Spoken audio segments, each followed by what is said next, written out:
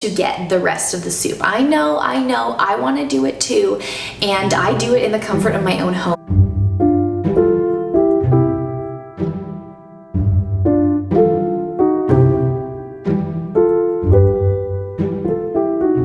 Hello everyone, welcome back to the channel. We are almost at 1,000 subscribers, and for that I want to say thank you so much. As you know, it is a little bit difficult to grow on YouTube as a small channel. So if you are new, if you continue to like, if you continue to subscribe, if you continue to share, and just generally be here and listen to me, I wanted to say you are amazing and I love you all.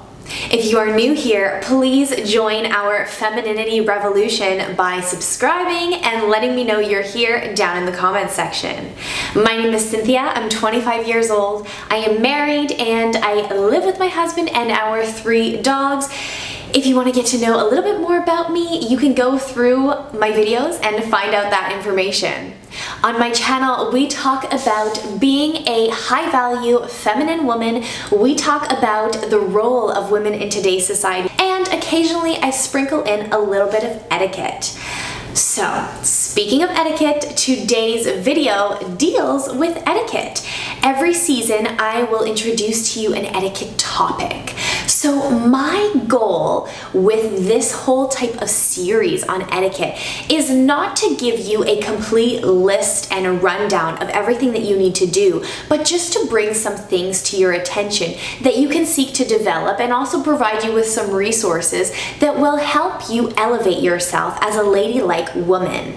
Being a lady is actually very imperative to being a feminine woman, because being a lady and acting in a ladylike way is actually a form of elegance, and elegance deals with ease and comfort in who you are, and a type of confidence in what you stand for. Being a feminine woman also deals with confidence, because the feminine woman is very in tune to her body, and the feminine woman recognizes her purpose and the things that she is here on earth to do. Being a feminine woman and being a ladylike woman is also key to creating relationships. Femininity is very focused on the relationships that we create with other people, and we cannot do that if we do not have proper manners to help other people feel comfortable in our presence. If we do not have proper manners, if we do not have good etiquette, we are actually going to be distracting, which is a form of discomfort. And when you make somebody else feel uncomfortable in your presence, you cannot form a type of life-giving relationship that I advocate on this channel as feminine women. Being feminine women, and especially those of you who are or who strive to be homemakers, a lot of the types of relationships and meaningful conversations that you will have with other people happen around the dinner table. Eating is such a socially important thing in our culture, and it really is the time that a lot of families come together and they have those important conversations that they will remember from years to come. I wanted to put a little bit of a disclaimer that etiquette practices and good manners differ from country to country. I am based in North America, so the things that I'm going to tell you are based on my perspective of where I live. I will also frequently be listing some resources down below for you to go explore some of the topics that you might not be so familiar with. Again, let me repeat myself, the things that I'm going to talk about in this video are not comprehensive. A few years ago, I actually had to run an etiquette workshop for my sorority. And I have had etiquette training, especially because my mother went to finishing school, so she taught me a lot of the things that go with having good manners. And when I had to teach this to my sorority, I found that there were some things that people wanted clarification on that weren't necessarily things that I thought people didn't know. So, some of the things I'm going to be talking about to you are the common questions and the myths that are associated with dining etiquette. For many of you watching this channel, it is going to be quite elementary, but I know that I have a lot of younger viewers, and not everybody grows up in a household where these things are common practice. So you know I always keep rambling and rambling on my introduction. So without further ado, let's get into the video. The first thing that I want you to know about dining etiquette is where to place your napkin and when to use your napkin. So customarily, when you go to sit down at your table, you are going to sit down and then you're going to immediately place the napkin on your lap, even if you haven't been served food yet or you actually aren't beginning to eat. After you sit down, you place it on your lap. One of the easiest ways to actually fold your napkin is in a triangle pattern. So with the widest end on the closest part to your body, because think about it, when you are eating, you're most likely going to drop food on that part of the napkin, so you want the widest part of the napkin to be facing closest to you. Another thing that many people don't know what to do is when you get up to go to the bathroom or wherever, the bar, you are going to remove your napkin from your lap, of course. Make sure that you do this before standing up so that it doesn't just fall on the floor. And then you're going to actually place it on your chair. The reason why you don't want to place it on the table when you leave from the table is just because this napkin might be actually soiled. So think of the table as a very hygienic place. You don't want to put your soiled napkin, your unhygienic napkin, back onto the hygienic area of the table. The next thing I want to encourage you to do is know how to hold a glass of wine. A lot of people think that you can hold red wine by the actual glass like this or like this, but think about a wine cellar. Wine cellars are usually cooler than their surrounding environment for a reason, because although red wine generally is at a room temperature, it is stored in a cooler place because warmer temperatures cause for chemical reactions for it to not taste as well and to not preserve properly. I'm not an expert on the making of wine, but you get my point there. So you're not going to want to put your warm hands on the actual cup part. You're going to want to hold it from the stem like this. Another thing I would encourage you to do, and I can actually make a video on this, but is to know your wines and to know your alcoholic beverages and what they pair well with. A lot of you on this channel don't consume alcohol, and me personally, I don't believe in actually getting drunk. I think that ladylike behavior is not getting intoxicated and showing that in public, so I would encourage you not to do it. But even if you don't consume alcohol, but you love hosting and providing alcoholic beverages is something that you would like to do for your guests, knowing what pairs well with the food that you're going to serve is actually something that can really elevate the whole dining experience at your home or wherever you're hosting this dinner. I will provide some links down below of where you can get familiar with the different types of alcohol and the associated foods. Speaking of drinks, alcoholic or non-alcoholic, if you are in a public area and you are going to want to order another beverage, which is very common, usually people consume more than one beverage, alcoholic or not, with their dinner, you are not going to want to yell at your waiter. One common thing would just be to put your hand up a little bit to get the waiter's attention. Now, this is all over culture and everywhere in movies, from TV shows. People do this all the time, and they even say like cling cling. Maybe that's just a French thing. To toast, but you're not actually going to want to toast and cling your glasses together. Think about it this way: if you have a nice quality wine glass, hitting it against another nice quality wine glass might actually shatter the glass. So it is very improper to actually touch glasses when you are toasting. All you have to do is lift the glass for the toast. You can even, if other people are doing it, go close to their glasses, but refrain from aggressively clinging your glass against the glass of others. The next thing we're going to talk about is how to properly cut bread. When you have, of course, your bread on your bread plate, you are going to want to cut the bread with your hands into small pieces, but only one piece at a time. So you cut a piece of bread, you rip off a piece of bread, I guess, and then you butter that piece, and then you eat it. Then you repeat and do the same thing. Now, if you are taking bread from a shared bread basket, and let's say it is a big loaf that is all like together, but you want to take one piece, you want to rip one piece off of that loaf. So you can actually use the napkin that is in that bread bowl to help you rip a piece, and then you would take that piece for yourself. Another thing that I want to touch on is to know how to properly cut your food.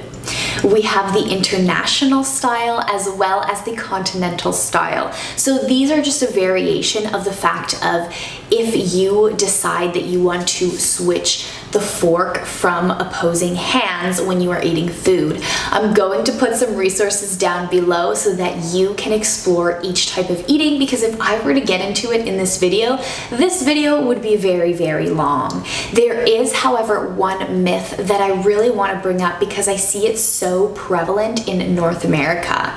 When you are cutting meat, you actually don't want to grip your fork in the meat and cut like this. I know a lot of people do it, and unless you really have weak hands and you actually have to do it in terms of a disability, you're going to not want to do that. That is actually not a proper way to cut meat. You would just cut meat the way that you would cut any other type of food, and if you are having difficulty cutting your meat, you really should change your knife to a type of knife that is used to cut meat. And if you are at a public restaurant, they should bring you that kind of knife. And if the waiter forgets to actually bring you that knife before they serve you the meat, then you know they are not providing you with good service. They are actually going to bring out the new set of utensils, especially when you are at a high-end steakhouse, prior to serving the meat. The next thing we are going to talk about is eating messy foods. When we are eating at a pasta house, for example, they do serve you a lot of bread, and at the end of the meal, you tend to have some sauce on your plate. It is actually improper etiquette to take that bread and dip it around and eat it, although you probably do that at your home. You are in the privacy of your own home, but at a restaurant or at a meal when you have invited people or you are at somebody's home, you are not going to want to do that. Another thing is eating soup. Do not blow on your soup to cool it down. If you have to wait a few moments, then you have to wait a few moments. You're not going to want to dunk crackers or bread into your soup, even though at some more casual places, that is what they are going to feed you with your soup. That's again your decision if you decide to actually eat the crackers with the soup, but just be aware that it's not proper etiquette to do so. And when you have finished your soup, refrain from tilting your bowl to get the rest of the soup. I know, I want to do it too, and I do it in the comfort of my own home because I want to get every little drop of soup, but in a public setting, you're not going to want to do that. You are also going to want to take the spoon out of the bowl and place it on the side of your saucer. Remember not to reach over the table for that item that you want. Like I stated before, you're going to pass things.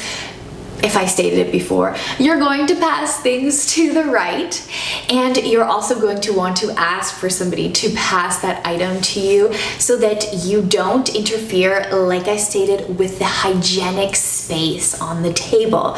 Always keep that in mind. The table is a hygienic space. We don't want our armpits over the food. Another thing is that when you are asked to pass the salt, you're actually supposed to pass the salt and the pepper together. Try to think about what you are going to wear to the place that you are going to. If you are going to a restaurant and you have a very nice bag that cannot hit the floor, maybe you're not going to want to take that bag because it's actually improper etiquette to put your bag on the table. I noticed that at banquets, a lot of people put their clutches on the table, but you're actually not supposed to do that. Back to the concept of the hygienic table. You can either place it on the floor or you can place it behind yourself. If you watched my posture video, you know that you're going to want to have about a fist length between you and the chair, and you can place your little clutch there if you feel comfortable doing so.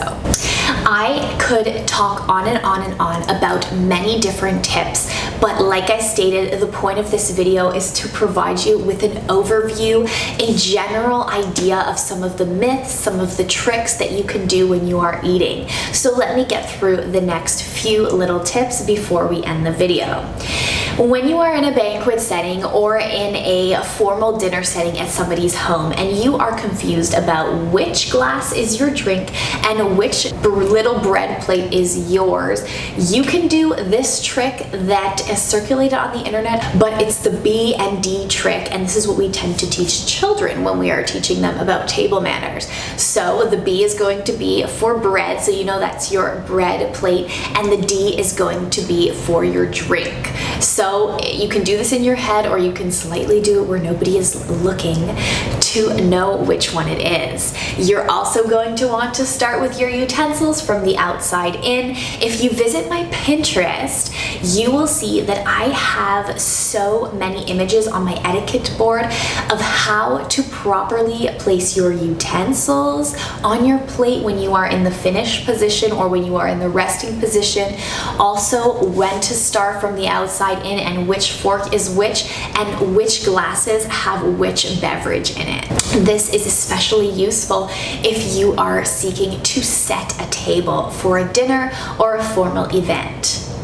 The last point that I want to bring up is to remember to respect your host and to respect your elders. Before sitting down at the table, you are going to want to wait for the host to tell you where to sit. You also might want to refrain from sitting next to the spot where the host is going to sit, because usually a guest of honor or a more mature guest or a more prominent guest will sit to the right of them, so you're not going to want to sit there. You can wait for their cue. If you have not received a verbal indication of where to sit from them, you will know that it's time to sit, because they will approach the table and then they will sit down. If you are in a more formal setting, you are going to want to stand for elders or more important people that come into the room.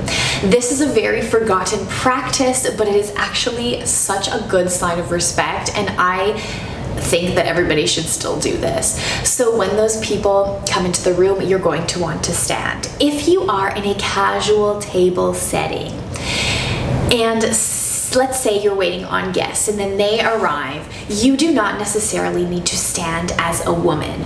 Although if you are a man, you're going to want to stand and greet them. As a woman, you don't necessarily have to. However, if you feel the need to do so, I would encourage you to go with what you think is best. Remember not to place your elbows on the table when you are eating something. Between courses or before you are served a meal, you can actually place your elbows on the table when you are engaging in conversation with somebody. I know it's difficult for people to remember this, so if you are struggling with remembering when to put your elbows on the table or when not to put your elbows on the table, I would recommend just to decide that you're never going to put your elbows on the table. You can put your forearms leaning against the table to engage in conversation, or you can put your hands on your lap. When you are eating, one of the easiest things to remember is to put the hand that you are not using on your lap so that you don't have the tendency to put your elbow on the table. Now, this is just a life skill that I do want to perpetuate, so I'm going to actually put it in the video because it really bothers me when people don't do this, and it's not like I'm going to judge you if you are my friend and you do this, but I want to encourage you to learn how to cough properly. So we are used to, at least when I grew up, coughing in our hands, but this actually is not very hygienic, because think about it, you're coughing in your hands and then you are going to eat your food with your hands. Even if you are using the utensils, chances are you might still want to touch your bread, and it's just generally not that hygienic. So the way that you would cough would be actually to turn away from the table and you would cough in your elbow. I'm going to end the video there. However, I would love for you to add some of your tips down below, because there are hundreds and hundreds and hundreds of other tips that we could have included in this video. However, for today, I'm going to leave it at that, because I believe that these are the common misconceptions, myths, or things that people are not aware of. I would love it if you would like this video, if you would subscribe and tune in to the next videos on my channel. You know that I love you all. I keep saying that, but it's so true. So I will see you in my next video. Bye-bye.